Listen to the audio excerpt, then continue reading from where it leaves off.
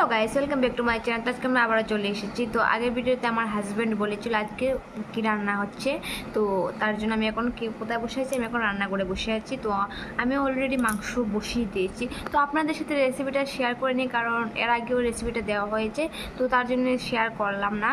আর এখন রাতের বেলা তাই অন্যরকমভাবে রান্নাম না, নর্মালি যেমনি খাওয়া হয় তেমনভাবে বানিয়েছি। তো অলরেডি আমার মাংস বসিয়ে দিয়েছি আমি। তো আসুন দেখাই আপনাদেরকে আমার মাংসের কালারটা। তো গাইস দেখে নিন, এখানে আমার মাংস রান্না হচ্ছে। তো মাংসের মধ্যে ভীষণই জল উঠেছে।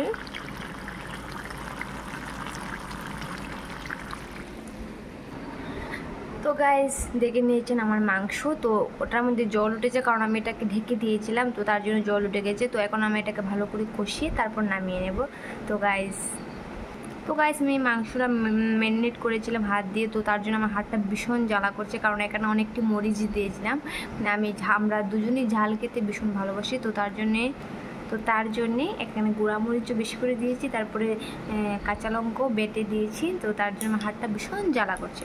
তো কি আর করা যাবে, খেতে হলে তো মানে স্বাদ খেতে গেলে তো বানাতেই হবে। ঠিক আছে গাইস, পরে ভিডিওতে আসছি। বাই বাই, ভালো থাকবেন।